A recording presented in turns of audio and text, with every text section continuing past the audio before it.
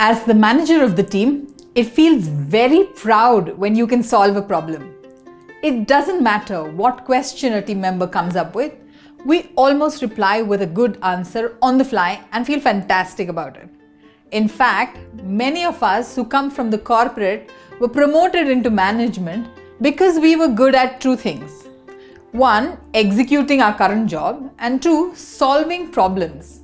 Figuring it out, getting it done, overcoming challenges, making it happen. All variations of problem solving in the traditional management sense. We have experience, and so we just know and find solutions quickly and easily than others. So the thrill of solving problems is what drives us to manage teams with this particular style. We're a problem solver.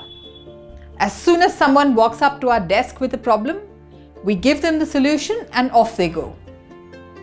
Sooner or later, you realize that your team is now so used to coming to you that they're no longer taking the effort to solve their own problems.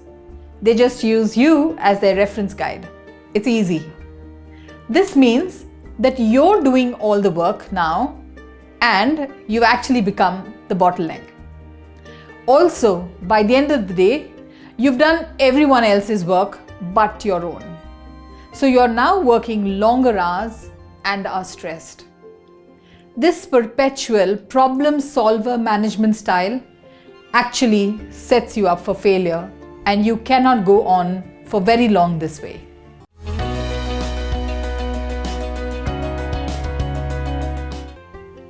Hey there, I'm Tabish Bibikar, and I coach and mentor founders of software companies to build scale in their business fast.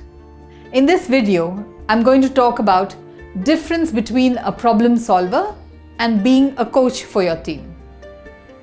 As the manager of your team, if you're the only problem solver in the company, it creates a major limitation for growth.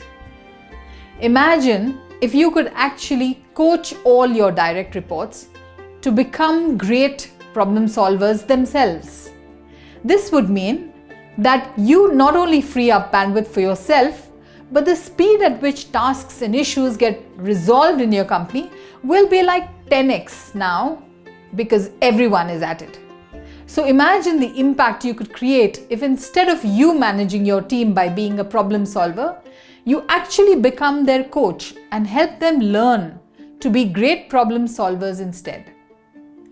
I completely understand that in today's context, all managers face a great deal of pressure to produce results. The temptation is to focus all our energy on the work that needs to get done quickly. While this approach might produce results in the short term, it causes more work down the line. A coaching approach is so much more better in the long term. A coach is someone who guides team members to their next level of potential, thereby creating new leaders within the organization. So coaching is a very important leadership skill for you to acquire. But how do you become a coach for your team? Well, coaching involves asking and providing guidance, provoking thought rather than giving directions, and holding employees accountable for their own goals. The aim is to guide and help someone work out their own course of action. This can be done by asking great questions. As a coach, remember that you have to listen more than speak or offer advice. Your goal should be to empower them to think for themselves and come up with their own conclusions. Here is a set of steps that you could follow when one of your team member approaches you for help.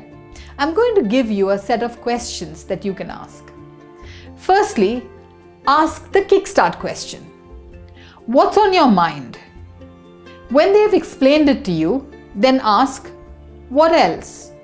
If they keep ranting and going on, and you want them to become more focused, then ask the question, what's the real challenge here for you?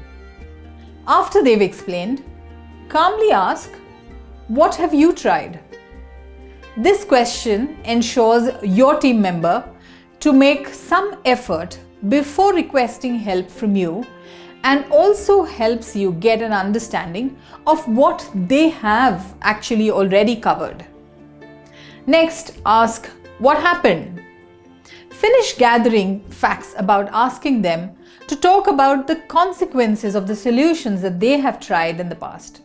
Sometimes the act of talking about it will help them figure out a new solution altogether. Next, you could ask, what did you learn from this? With this question, you ask them to reflect on their own experience. Often the act of examining what happened and what learning they can draw from it will help them evaluate. What else can you do?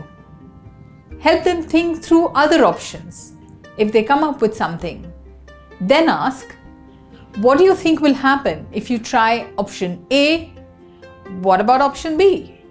By asking these questions, you're getting your team member to explore the potential consequences of their own proposed solution. This gives you insight into their choices practically. Next, ask, okay, now that you have thought this through, what will you do? The goal is for your team member to choose their solution. When they choose it, they own it. Next, ask, when do you think you can get started working on this? This question will lock down both their intent and the timelines. Remember, when a team member can't solve problems, good questions are your best solution. Get started on your coaching journey today. If you get stuck and need more help, I'll be happy to coach you through that.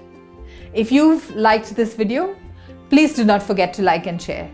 Do also subscribe to our YouTube channel to see more such videos sharing tips on scaling up. Thank you for watching.